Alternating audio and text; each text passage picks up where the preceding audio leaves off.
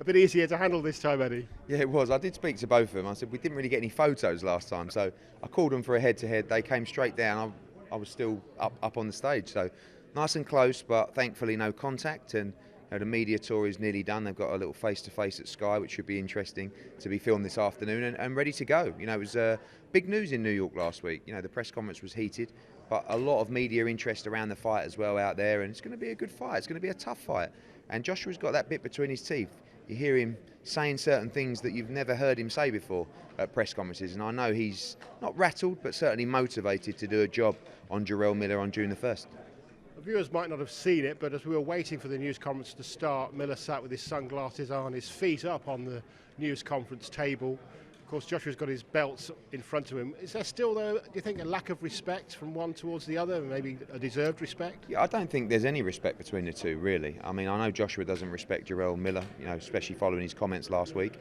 Whether Miller respects Joshua or not, he certainly won't tell you he does. I think that Joshua deserves respect. He answered the question up there. There's always, there's this sort of understanding or this mindset of some people that Joshua has just given all these opportunities.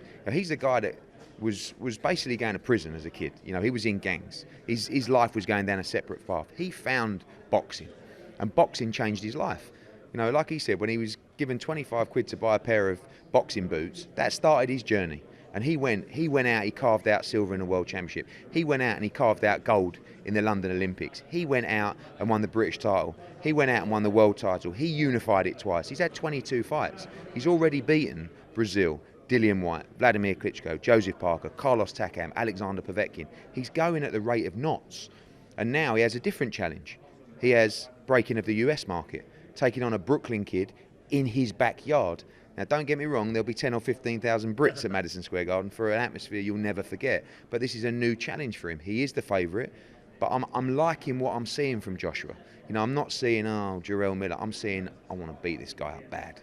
And I think that will lead us to a sensational performance. Yeah, Jarrell Miller's camp say that this will be the toughest fight Joshua has ever had. Well, they would say that, I guess, but would you agree to a certain extent? I think it's different challenges. I mean, Jarrell Miller has a fantastic work rate, certainly a better work rate than anyone Joshua's faced so far. I don't think he punches as hard as the likes of Vladimir Klitschko, but he can certainly punch. He's heavy. He's 24 stone. So that in itself is a new challenge when you've got that kind of weight walking you down and leaning on you.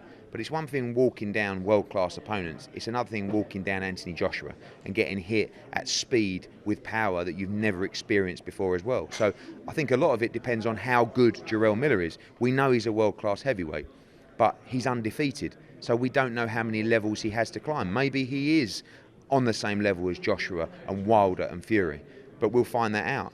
I just know that Joshua will be taking this in his stride. A lot comes down to whether Miller can handle the occasion. The build-up, 20,000 people at Madison Square Garden, 10 or 15,000 Brits. He's in his backyard, but we're going to turn MSG into the Lion's Den on June the 1st, and it's going to be a party for British boxing. So I can't wait. And like I said, the media attention last week in New York, the press conference here today, a couple of weeks to go before they get into camp for another stage of this incredible Anthony Joshua story. And like he said up there, he wants 10 years. This is about creating a legacy in the sport. This is not about June 1st or the one after. This is about beating every heavyweight there is to beat over his career. And he's shown you already after 22 fights that he's prepared to do that. And it's a big deal, this fight. Madison Square Garden, you announced up there that pre-sales, the highest ever in the history of that particular venue. That must thrill you. Yeah, it is. It's a bit like, when you host a birthday party when you're at school and you're just praying people will turn up. You go into a new territory, a new market. You know that he's just the biggest draw there's ever been in British boxing history. But when you go to the Mecca of boxing, you hope it's going to have the same effect. The British fans have come out in force. It was the highest grossing pre-sale in the history of Madison Square Garden boxing. And that's phenomenal. Well over half the tickets already sold, 12 or 13,000 I think they're up to. So only a few thousand left. And when he sells out Madison Square Garden, this is going to be a major statement for his career. And for a Brit to do that, and to go over to America and sell out that kind of venue, a venue where you look at the history books, Marciano, Joe Louis, Muhammad Ali, Joe Frazier, Lennox Lewis, Evander Holyfield, Mike Tyson. These are just some of the great heavyweights that have got to grace that fantastic arena. And now our British boy, is going over to do it, to take on and spank the Yanks. So let's get behind him. Let's create a great night. and you know where you can see it, live on Sky Sports box office.